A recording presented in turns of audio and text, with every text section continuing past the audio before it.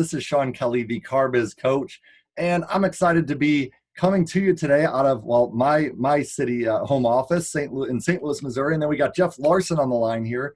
And Jeff is, a man who needs no introduction, but Jeff's out in Sioux Falls. And, I'm going to be speaking at the upcoming Rockstar Conference on how to get more from your team, and more being an acronym stands for get more motivation by onboarding, recruiting, and retaining the right employees. And this topic is so critical right now in today's day because there are actually more jobs available than there are people looking for jobs. So I couldn't think of a better leader than to have this discussion about this, because the presentation at Rockstar Auto Conference isn't till October 13th and 14th of next month. And, for me to talk it out with another great leader in the auto industry really helps me organize my thoughts for my presentation. So that's why I couldn't think of anyone other than Jeff Larsen here. So Jeff, why don't you say hi to our viewers today? Good morning, everyone. Guys, so Jeff is Jeff, go ahead and share. What's your position over at Billions Toyota? I'm a sales manager here. Of course, carry many different roles, but of course in this business, you got to just be able to take it all on. Awesome. Yeah. Now Jeff does so much. He does so much for his dealership. He's on social media all the time. He puts together these amazing events and broadcasts them to the world. That's actually how I met Jeff. Jeff is on fire to inspire is his hashtag on LinkedIn. And I highly recommend you look that up because I enjoy his videos. They're impactful. They're profound. They've gone viral. Most of them go viral. Jeff's got a huge following on LinkedIn, and that's how we met. We have a lot of similar beliefs when it comes to how, a dealership should be ran in 2018. So that's kind of why, and I wanted him on the show, Jeff. So Jeff, I want to talk about, I believe that because of turnover, and I have some hard data to back up turnover I'll share with you and the viewers here. But I believe with turnover being such a challenge, I think we've got to do something different. We've got to do something better when it comes to bringing people into the dealership and making sure we set them up for success. So I think it all starts with recruitment. So what are some of the things that you do when it comes to recruitment that helps your dealership succeed? As far as recruitment goes, like any good manager in the car business, it don't matter where you're at, no matter what store you're at or anything like that, whether you're at Best Buy or at a restaurant. It's one of those things that's running into the right person at the right time. I don't know how many times in the 18 years that I've been doing this that you talk about recruitment. I've been recruiting a waiter from a restaurant just because obviously I see him fitting as far as into the automotive industry. It's one of those things we're always selling ourselves.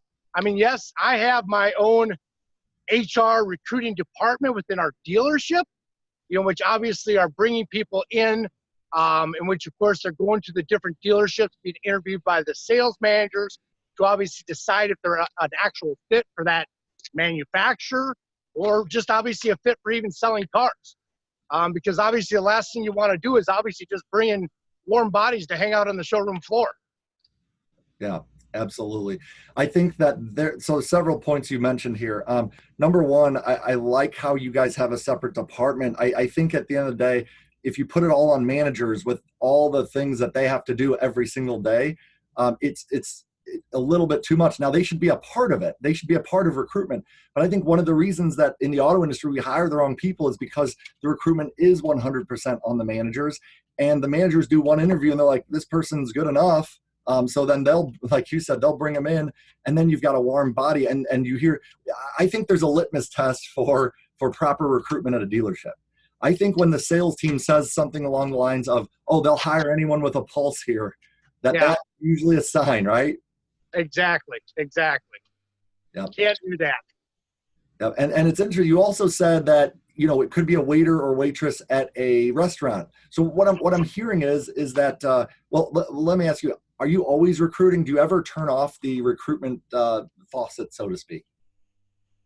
I think your mindset, especially when you've been in this business, your mindset is you're always looking for those people that are like, you know what, this person right here, I feel could, bring something to the table, at my dealership to where I don't know if I've ever turned it off. That's awesome. Well, I think that's how it needs to be done. And I'll tell you why. Because I think that, and by the way, this is one of the biggest mistakes I made as a young used car manager. Later on in my career, when I was a general sales manager, I got wise to it. But my first 5 or 6 years in leadership, in the leadership role, I would only recruit when I felt like I needed employees. You know what I'm saying? I would only, so that faucet was only turned on when I felt like I was desperate for a salesperson. Oh, it's going to get busy, right? Yep. Yep. What are your thoughts on recruiting from strength instead of recruiting from desperation? You got to be. I mean, you always just got to be looking for that right person per se. I mean, again, it's one of those things. In the time that I've been in this business, I've recruited and I've hired people that, I have one guy when I was running the Nissan store. He came in. He'd worked for Schwann selling door to door. He came in his cargo shorts. He came in his Schwann's polo, like he just came off work, right? And of course, some of the guys like, who's this guy you're talking to? But it's one of those things where, long and the short of it, he's been a top guy over there for the last 3 years. Because again, it's just you got to always really sit down and get to know the person. Because again, a lot of times I think what happens is like in this situation, if anybody else would have looked at him, they would have said, no. First of all, you don't look professional. You know what I'm saying? Because you can't judge a book by a cover. You got to get to know who the person is, what they're all about, what their drives, what's their desire, where they want to go in life. And then, it's go time. But it's one of those things, obviously, as a leader in recruiting these people, it's first of all, obviously you have to have a vision. You have to envision as far as where you're wanting to go with your team, which of course then you're building your team around that vision. But obviously when you have that vision, it's making sure that you're constantly following up with that, through training, it's just, I could go on and on. I'll let you continue to talk here, my friend. No, this is great. I think what you're touching on is that the people have to know where the company is going before they decide to join that company, and that I completely agree. And they have to know what they're getting into as well. They have to have clear expectations because, I remember before I started selling cars, I had this preconceived notion in my head what it was going to be like. And it was pretty far off base, to be honest. I mean, what it really took to sell a car wasn't what my beliefs were. So having a manager, the hiring managers clarify for them what is it going to be like? What does it take to be successful selling cars in 2018?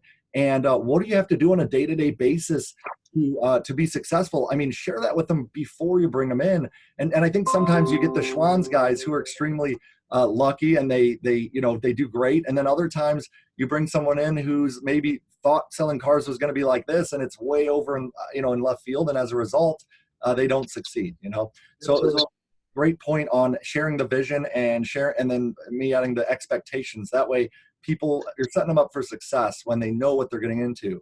If you look at companies like Google and, Apple, some of these guys do 20 to 30 interviews before they'll hire someone. So I think that is one thing, and I'll share a best practice. I believe that, and I've got about 20 more best practices I'll share during the Rockstar Auto Conference speech on this topic, but I think that, having them shadow your dealership, spend a day at the dealership on the showroom floor with, usually on a busier day, they can see deals being desked. They can see how internet leads are followed up with and how ups are grabbed and how salespeople or managers like you post things on social media. I mean, show them that and see if they think they can do it or not. You know what I mean? Absolutely.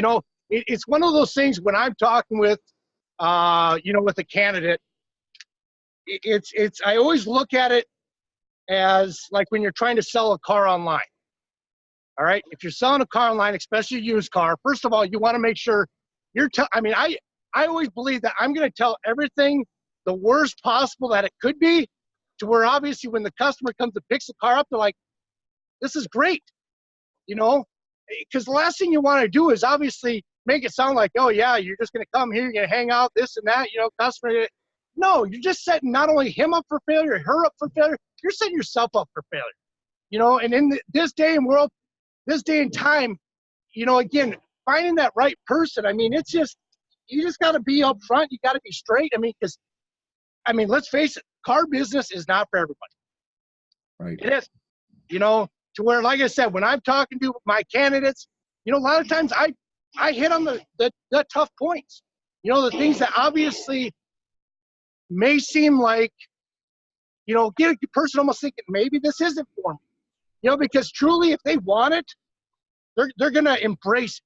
They're going to, you know, and then obviously it's going to set them up for, I feel, for success, you know, and okay, that's why he said what he said versus obviously, okay, I wasn't told anything about this.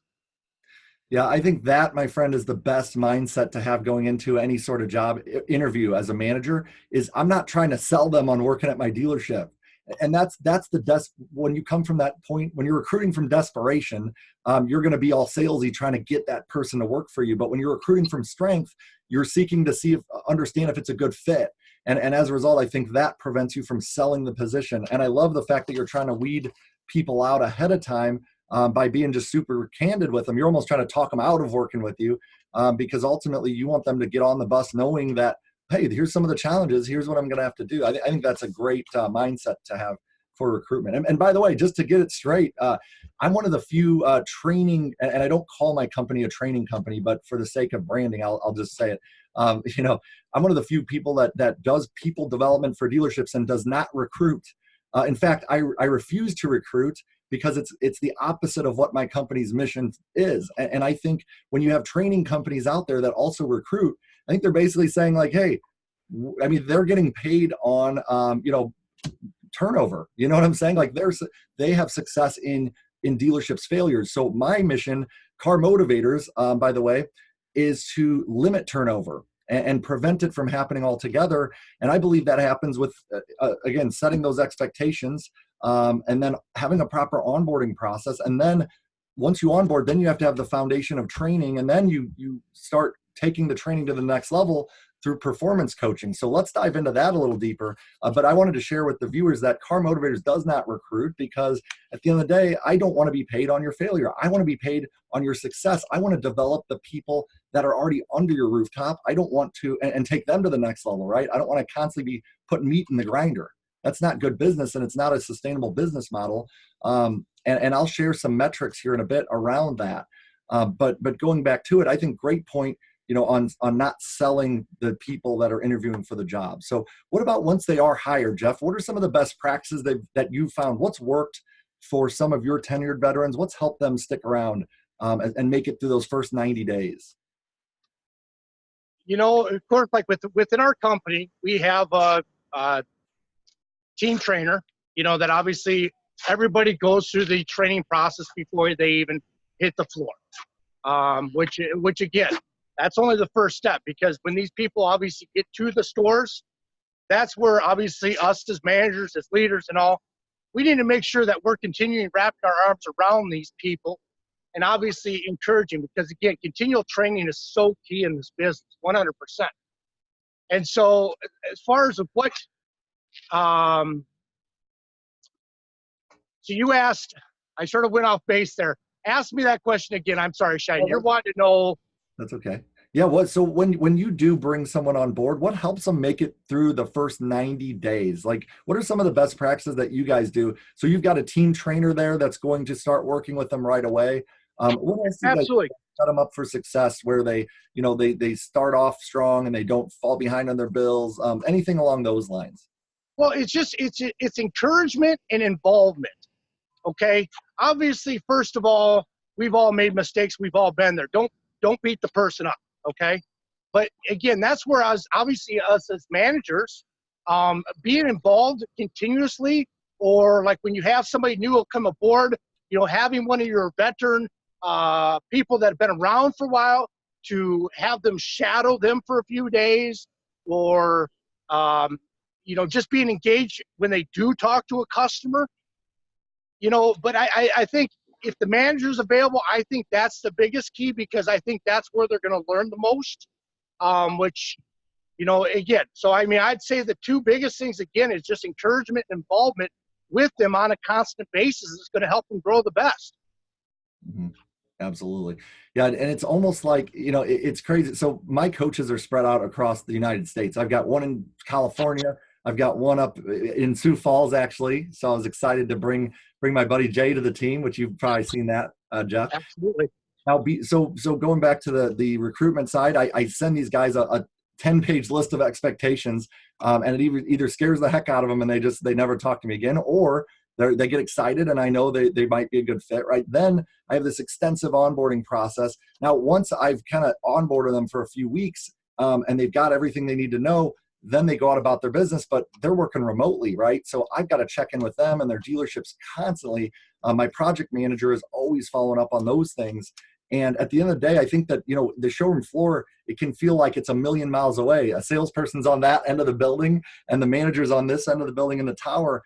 And a lot of times it's almost like they only talk when there's a deal, so I love what you said about having the manager get involved with the deals, listen to the interaction, see what's going on. And then you've got that team leader. Great. That's one thing I help build at dealerships all the time is, hey, let's build a structure internally, a structure of support for these newer people. And even again, for the veterans, because they need growth too. That's kind of an interesting topic. A lot of times the veterans, and that's, I think, where we'll finish up, because I know you've got stuff to do. You got a million things going on, Jeff. So we'll start wrapping this up here. But let's say you got a veteran, you've got someone, they made it through the onboarding. Now they get to, maybe they're selling 10 cars or 12 cars. They're good enough, right? So managers often tend to start leaving those people alone once they're good enough. And as a result, people hit this plateau in their sales career. And I don't care if you're stuck at 12 cars or 30 cars. If you're stuck, right? If you've stopped growing, you stop growing. So what are some of the things you do to, retain your top producers, to help your top producers grow? Or is that a challenge for you? Maybe I'm making an assumption. Maybe that's something that you guys need to work on. What are your thoughts on that? The key in this business, and with where I've seen salespeople going to the next level, is when you just empower them to do their job. Plain and simple. I think so many times, there's still a lot of people that obviously want to micromanage, want to have their arms around everything, where of course you're not going to grow until obviously you empower these people to do their job and let them do with what you hired them to do. Which again, it's key. It starts out with the proper training. It starts out with the encouragement. It starts with the involvement, but again, obviously empowering them, giving them the confidence to obviously just do their job. I manage as far as like with the internet. It's one of those things when somebody calls in on the phone or somebody emails, they want to feel like they're talking to the person that can make the decision. To where obviously I have seen guys succeed better than ever when they feel, again, not just feel, but they are truly just empowered to make a decision and do their job. Because the only deal that's a bad deal is the deal that's not communicated on, to where obviously if my guys say, well, hey, Jeff, I did this, you know what?